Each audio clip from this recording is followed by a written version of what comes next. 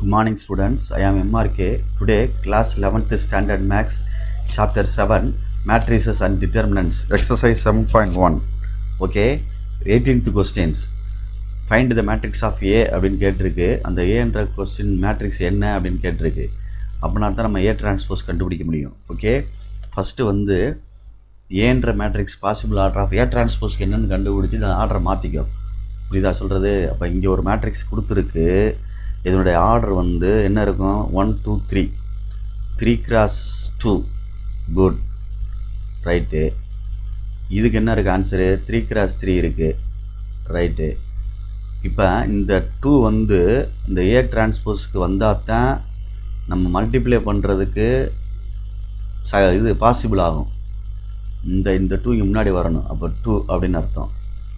Next அப்போ தான் அந்த 3 cross 3ன்னு வரும். அப்போ 2 cross 3ன்றது தான் ஏ டிரான்ஸ்போஸுடைய ஆர்டர். அப்போ ஏ அப்படின்னு சொன்னோம்னா 3 cross 2ன்னு அர்த்தம். ஏன்றது என்னது? 3 cross 2 அப்படின்றதான் அர்த்தம் இங்கே.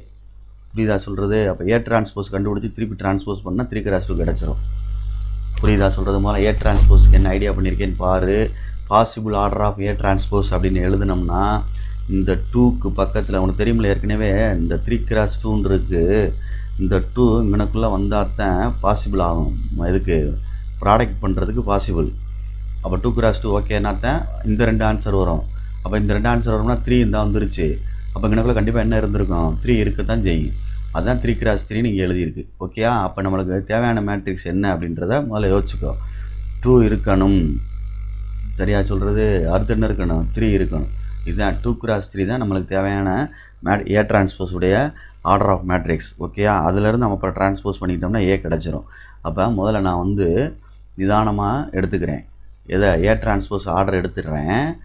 First possible order of A transpose matrix, possible order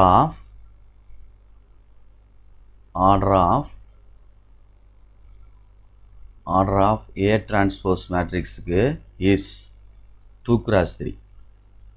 இது கொஸ்டினில் கிவன் எடுத்து எழுதிருங்க, வந்துடுங்க. ஓகே, சொல்யூஷனுக்கு முன்னாடி சொல்யூஷன் போட்டிருக்கேன், ரைட்டு. ஆனால் நீங்கள் வந்து எழுதிடணுண்டா தம்பி. எப்போயுமே நான் ஸ்பேஸு 10,000 விட்டுட்டு செய்கிறேன். இந்த கொஸ்டின் அப்படியே ரைட் பண்ணிடுது. அப்படியே மொத்தமாக ரைட் பண்ணிடுங்க, ரைட். இப்போ வர்றேன். இப்போ நானாக வந்து அசியூம் பண்ணணும். 2 -1 1 0 -3 4 ஏ டிரான்ஸ்போஸுக்கு வந்து என்ன சொல்லியிருக்குன்னு பார்த்துக்கோ. 2 ரோ இருக்கணும், சரிங்களா? ஆனால் எத்தனை காலம் இருக்கணும்னு பார்த்துக்கோ. ABCDEF அப்படி வேணால் எழுதிக்கோ. இது கரெக்டாக வருமானு பாரு. 2 ரோ, எத்தனை காலம்? 3 காலம். இதுதான் ஏ டிரான்ஸ்போஸ். ஈக்குவல் டு பார்த்துக்க, பொறுமையாக செய்யணும், நீ தான் செய்யணும். -1 -8 -10. இது எப்படி நான் அசியூம் பண்ணி கொண்டு வந்தேன் அப்படின்னு தெரியுதான்னு பார்த்துக்க.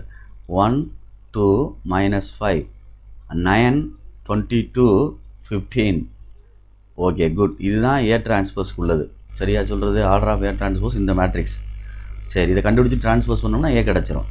இப்போ என்ன செய்யலாம்? மல்டிப்ளை பண்ணுமா? ரோ பை காலமா? 2A - D 2B - E 2C - F D, அதாவது A + 0, அடுத்து B + 0, C + 0, அடுத்து என்ன இருக்குது?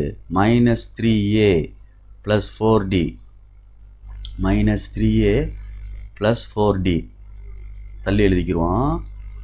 -3A + 4D. Next -3B + 4E. Next என்ன இருக்குடா தம்பி? -3C + 4F. இதுதான் இது ரெண்டையும் ப்ராடக்ட் பண்ணுடைய answer.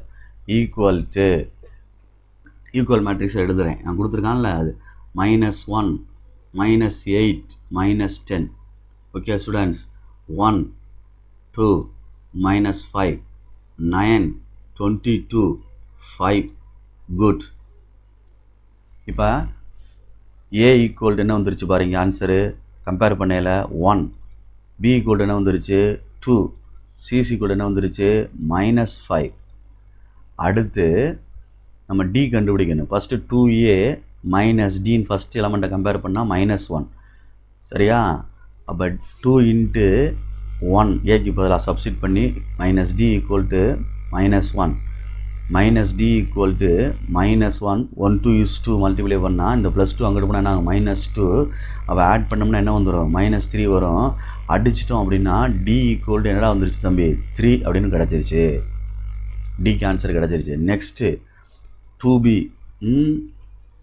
2b minus E equal to -8 பிக்குள்ள ஆன்சர் வந்து 2 minus E equal to -8 2 2s are 4 multiply பண்ணால் +4 அங்கிட்டு போனால் என்ன ஆகுங்க -4 ஓகே.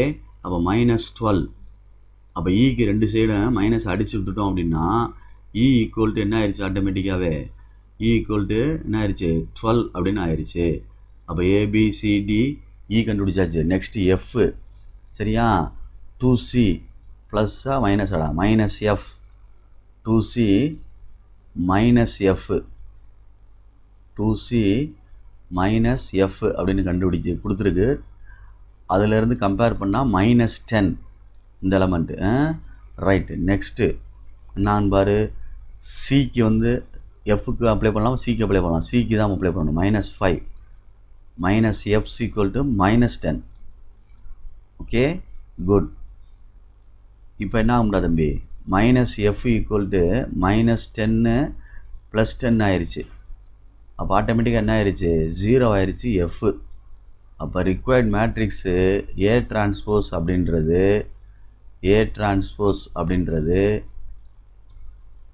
ஏபிசிடி அப்படிங்கிற எழுதியிருக்கோம்ல ABCDEF.